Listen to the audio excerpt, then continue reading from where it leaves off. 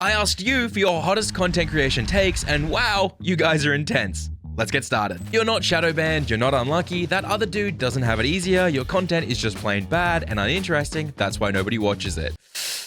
I agree, and this shouldn't be a hot take, but last time I said this, well, here are the comments from that video. New creators have an idea in their head that it's okay if they make bad or uninteresting content because, hey, they're new. And that's true, you're allowed to suck ass. The issue is viewers don't care if you're new. They don't care if you're busy with work, school, or if you don't know how to edit. Viewers are unsympathetic assholes. Not you. The other guy. When you upload a video or go live, you're competing with people who devote themselves to no-lifing this content creation game. So pushing yourself to reach a higher standard every upload or stream doesn't just mean better content, it means learning new skills. And more importantly, when you learn, you become a better version of yourself. Whenever I create something, I set a rule that I must try something new and learn something from it, or admit I wasted my time. Follower-only chat is a great way to avoid bot spam and encourage new followers. I don't care what anyone says.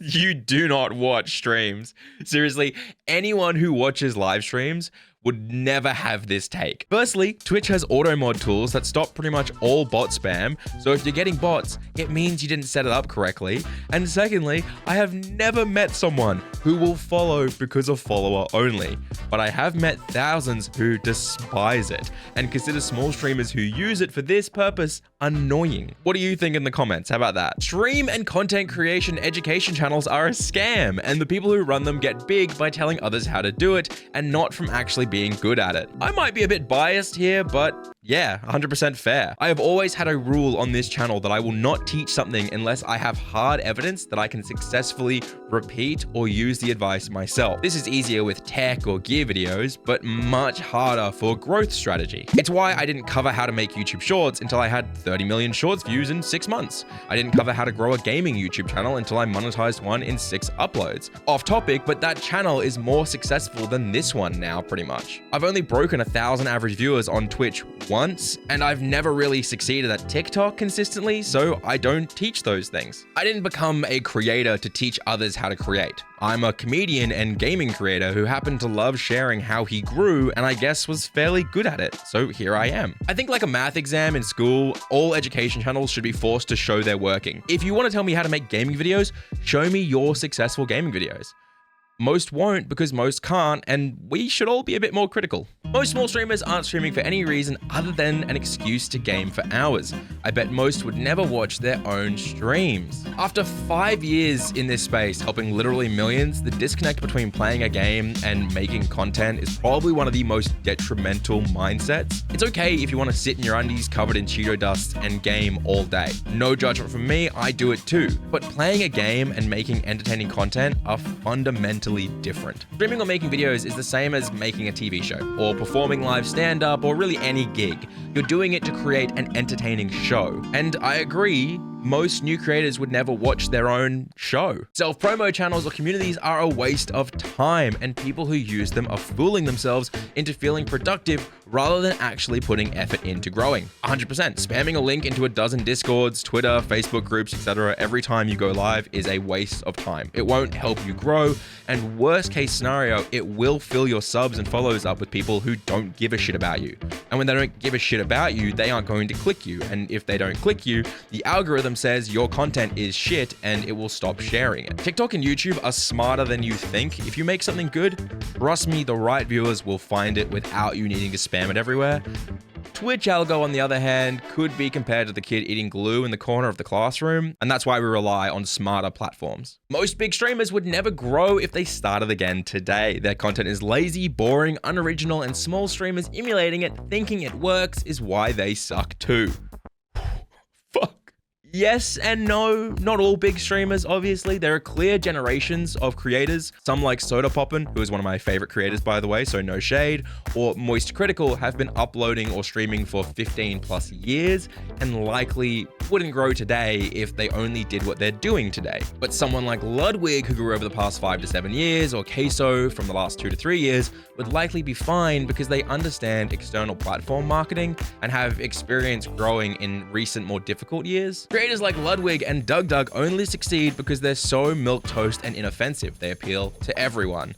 I might be a little bit biased. I am wearing their merch right now, but I have to disagree. Yeah, there is something to be said about being brand safe or having mass appeal, but Ludwig uploaded the video every day for 5 years without missing a day. Dog has some of the most interesting content ideas on the platforms. Picking these two is kind of where this logic falls apart, especially considering Ludwig comes himself live on stream and has leaked his nutsack. That's not brand safe unless the brand is Viagra and Manscaped. There's 2.5 million videos being uploaded to YouTube per day. That's the take. Think about it. Yours is a grain of sand, and now think about how you choose a specific grain of sand on a beach. Yes, but no. I'd say 99% of those videos are trash that will never be viewed, and it's insanely easy to be better than trash. It's like people who spam that stupid statistic of 10 average viewers is the top 1% of Twitch. Like, yeah, sure, if you compare yourself to people who go live and never speak, or go live once a month on a console, or even go live by accident or mistake, it's technically true that you're in the top 1% when you get 10 average. But growing up, my mom always said, if you want to live a good life, never judge or compare yourself to the lowest common denominator. AKA, strive to be as good as the top and don't look down on others. Raids are overrated. Sure, it's nice, but in long term, they aren't going to do anything for your growth and average viewers. Fair. But this can be said for nearly every growth tactic on Twitch these days. Not because Twitch is evil, but because it's live. The day you stop streaming, whether it's because you don't want to anymore, or because you're sick, your PC broke, or whatever else, congrats, you've got 0 average viewers. That's why we diversified to YouTube and TikTok. So I can take 7 weeks off when my daughter was born, and you guys don't even realize I'm gone because I had 8 weeks worth of videos scheduled to go out, and another 200 already uploaded to keep bringing in views. People who only stream can't do that. Twitch won't last the next few years and is going to die spectacularly any day now, with Kick taking over. I guess we found the Kick staff members account. Jesus. People have been saying that Twitch will die for years. Before I even became a streamer, they were saying this, but it's still going. The endless Twitch hate is easy engagement, and usually from people who want to feel like they have very, very large a brain. As for the Kick statement, the idea that the site will be anything more than a niche gambling platform or stain on the live streaming industry is kind of delusional, but you don't need me to tell you that, and it's your stream, so stream wherever you want. I don't give a shit. You have to balance your content, meaning yes, you got to appeal to the audience, but if you don't love creating, then it's not going to be worth it. Yeah, this is a hot take, but for a weird reason. Enjoying creating is rare in new creators. Often the motivation or goal is to get big, make money, play games for a living, but those are byproducts of loving to create and entertain. I've met so many new creators who outright tell me they don't enjoy creating, and most of them give up within a few weeks or months. It's like deciding to become a proctologist because you want to be rich and retire early. Sure, but you're gonna have to study for 16 years and look at a lot of assholes to do that. Big overlays, green screens, transition, insane effects, or setups are annoying, and people use them because their content sucks. In a lot of cases, this is kind of true, but not necessarily this harsh. Lots of new creators do overload their streams with heaps of insane effects because that's easier to add and feel like you're making progress as a creator. Obviously, you should focus on personality, your jokes, your storytelling, the structure of your content, but that's a lot harder to see progress in. I think there is a place for these things, but they're absolutely the jockstrap of streaming, meant to support the main package. If you're embarrassed to share your videos with friends, it might be because 1, you know your content is bad, or 2, those friends aren't the best you could have. No, this is difficult because socially I'm a bit inept. I miss a lot of expectations. I desperately want people to be honest and critical or blunt when I ask for feedback. And being open in general in life, I need expectations delivered clearly and directly to me. But the issue is 90% of people, when you ask for feedback, will just fluff you up. And I personally hate that. So I try to give people constructive feedback and critical advice that I would want, thinking I am helping. Anyway, I don't have many friends in content creation anymore. It's too easy to blame the algorithm, and it's equivalent of a tradesman blaming their tools. It takes time and patience to learn what works and what does not work for you. How dare you? It's not that, it's the fact that the algorithm hates me. Now, I agree. The algorithm hasn't been a mystery in a long time. It's click-through rate, retention rate, and satisfaction, aka do people click, do they watch to the end, and do they enjoy it, aka click another video of yours.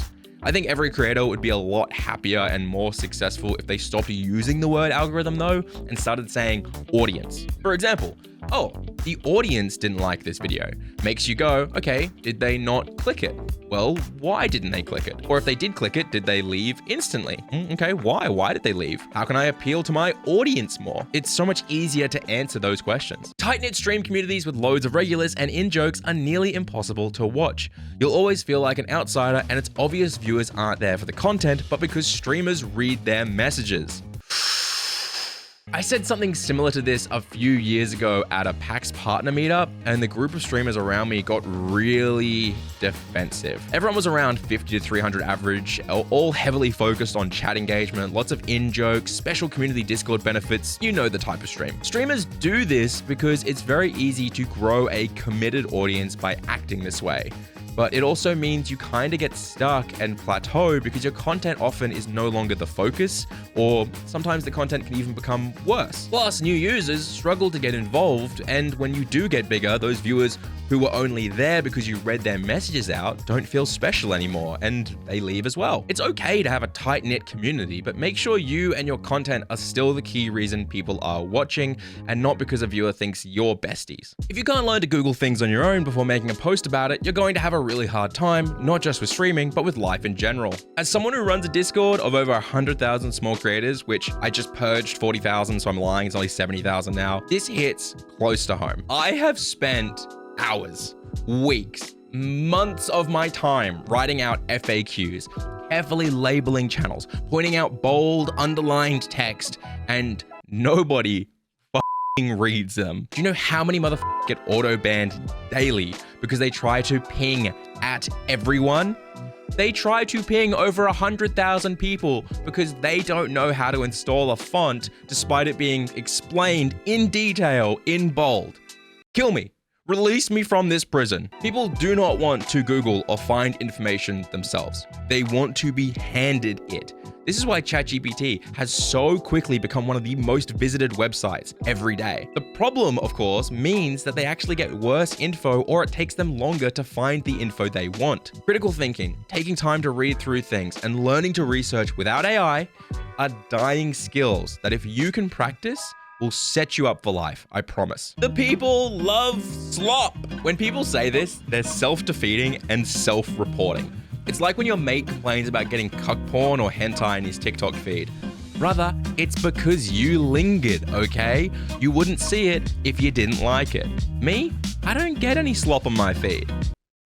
Lots of hentai and Young Sheldon though, weirdly. Buying expensive gear isn't a replacement or fix for your boring personality. You're wasting your time and money when you should learn how to tell a joke. Brutal, but fair. I've always said you can grow with absolute budget gear if you put effort into making engaging and clickable content. And the difference between a Samsung Q2U or a Fifine K688 or the Shure SM7B for specifically content creation is negligible, despite the insane price difference. And every time I say that, I get comments from self-proclaimed audio engineers or the next microphone guy out there who clearly they have a lot of money and very little experience in the real world because no, that's not how it works, LJ. Actually, the Shure SM7B is the mic everyone needs. Shut the up. Shut up. It's easier than ever to reach affiliate or grow an audience. You're just lazy and expecting viewers to come to you while doing nothing. This was submitted before the new update, so it's now more true than ever. I think there is a wealth of free knowledge and information for you to learn how to grow. This means, yeah, if you sit down and really carefully put your mind to it, you have amazing odds to start growing. Now, this also means there is a lot of misinformation and competition, but every day new creators are blowing up, and it's never too late to start. Especially with YouTube's new update, always saving 2 to 3 slots on the homepage for small or brand new YouTubers. Most of the time, you guys are appearing on the homepage more than the big guys. You're just not getting the clicks because you're not putting the effort into the thumbnail. You can't mass produce slop, or I'm tired of hearing it. I don't care if little Timmy produced 30 shorts per day, the quality is gonna be shit. Absolutely, louder for the people in the back. We have tested this hundreds of times. A few years ago, I used those auto-convert clips to vertical tools, and I posted over 100 pieces of content on TikTok and YouTube. Sure, I had a few go viral, but most did nothing, and it didn't get me any long-term viewers compared to just putting effort into creating high-quality content that is designed for the Shorts feed, which always gets me consistent views and regular returning viewers. As I said earlier, I got 50,000 new subs and something like 30 to 35 million Shorts views in 6 months by doing this. Oh my god, I have to tell you guys this. I repeated this experiment just last month when a brand offered me $1,000 to promote their new clip converter. I used it, I posted about 20 pieces of content on TikTok and Shorts,